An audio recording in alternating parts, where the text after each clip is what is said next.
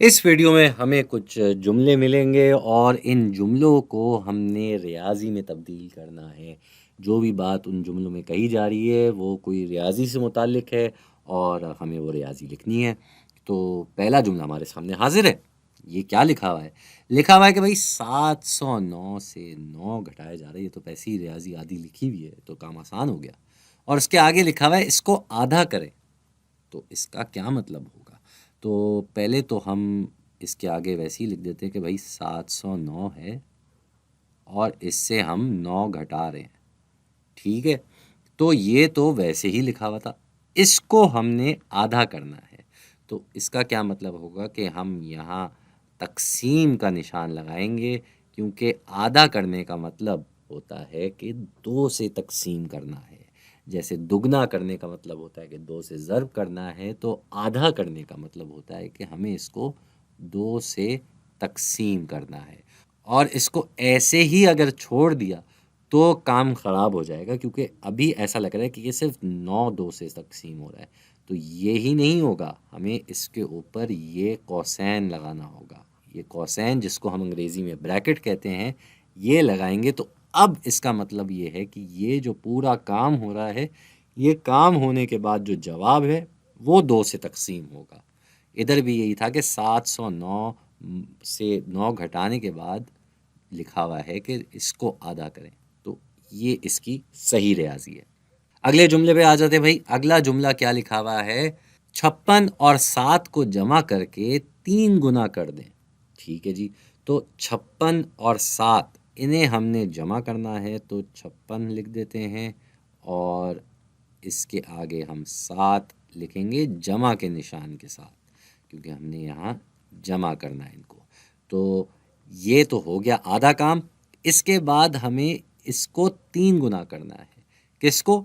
ان کو جمع کر کے، یعنی کہ یہ کام پہلے پورا ہو جائے، پھر اسے ہم 3 سے ضرب کریں گے۔ 3 گنا کا مطلب 3 سے ضرب کیا جائے گا، اور پھر سے ہمیں یہاں کوسین لگانا ہوگا، تبھی یہ ریاضی صحیح ہوگی۔ اگر یہ کوسین نہ لگاتے تو صرف 7 3 سے ضرب ہو رہا ہوتا، یہ جواب 3 سے ضرب نہیں ہو رہا ہوتا۔ یہ بھی ہو گیا۔ اگلا جملہ دیکھ لیتے ہیں۔ اگلا جملہ لکھا ہوا ہے 3 گنا 56 اور 7 کو جمع کریں، تو 3 گنا 56 لکھا ہے، یعنی کہ ہمیں پہلے 56 کو 3 گنا کرنا ہوگا، تو 56 لکھ کے اس کو ہم 3 گنا کرتے ہیں، یعنی کہ 3 سے ضرب کرتے ہیں، اور اس جواب میں ہم 7 جمع کریں گے۔ تو یہاں پہ ہم ادھر کوسین لگا دیتے ہیں، کیونکہ یہ کام پہلے کرنا ہے، اور اگر ہم نے اس صورت میں کوسین نہ لگایا ہوتا تو شاید ہم غلط نہ کرتے۔ اس کی وجہ یہ ہے کہ اصول جو ہوتا ہے ریاضی کا وہ یہ ہوتا ہے کہ ضرب کو جمع تفریق سے اوپر ترجیح دی جاتی ہے۔ تو اگر یہ ایسے ہی لکھا رہتا تب بھی ہمیں 56 کو 3 سے پہلے ضرب کرنا ہوتا، کیونکہ ضرب جمع سے پہلے کیا جاتا ہے۔ لیکن پھر بھی احتیاطاً ہم اس کو سمجھنے کے لیے ایسے لکھ سکتے ہیں۔ اگلا جملہ کیا ہے بھائی؟ 104 کے 8ویں حصے کو 10 گنا کریں، تو اس کا کیا مطلب ہے؟ اس کا مطلب یہ ہے کہ 104 جو ہے اس کے 8 حصے کر دیں، یعنی کہ 8 سے تقسیم کرنا ہے، حصے کرنا، بانٹنا حصوں میں، اس کا مطلب تقسیم کرنا ہی ہوتا ہے۔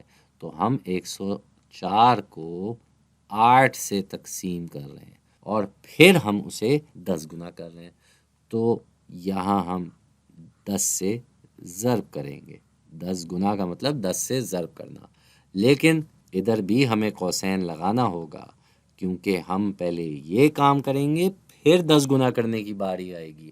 8ویں حصے کو 10 سے ضرب کرنا ہے، 8 کو 10 سے ضرب نہیں کرنا، نہ 104 کو 10 سے ضرب کرنا ہے۔ 104 کو 8 سے تقسیم کریں گے اور پھر 10 سے ضرب کریں گے۔ جانے سے پہلے ایک اور جملہ دیکھ لیتے ہیں۔ وہ لکھا ہوا ہے 175 اور 58 کے فرق کو 4 گنا کریں، تو ٹھیک ہے، اس میں بھی کوئی مسئلہ نہیں ہے بھائی۔ تو یہ فرق جو لکھا ہوا ہے اس کا کیا مطلب ہے؟ اس کا مطلب کہ ہمیں تفریق کا کام کرنا ہے، یعنی کہ یہ 175 سے ہم نے 58 کو گھٹانا ہے۔ جی، یہ 58 اس 175 سے گھٹایا جائے گا اور پھر ہمیں اس کو 4 سے ضرب کرنا ہوگا کیونکہ 4 گنا لکھا ہوا ہے، اور پھر سے وہی بات، ہمیں یہاں کوسین لگانا ہوگا۔ کوسین کیوں لگانا ہوگا؟ کیونکہ بھئی صاف سی بات ہے، 175 اور 58 کے فرق کو 4 گنا کرنا ہے۔ یہ نہیں کہا کہ 58 کو 4 گنا کرنا ہے، یہ بھی نہیں کہا کہ 175 کو 4 گنا کرنا ہے، ہم نے ان کے فرق کو 4 گنا کرنا ہے، یعنی کہ یہ کام پہلے ہوگا اور پھر یہ ضرب کا کام ہوگا۔ خیر، یہ جملوں کو ہم نے ریاضی میں تبدیل کر دیا ہے اور ہم اپنے ویڈیو کے اختتام پہ بھی آ گئے۔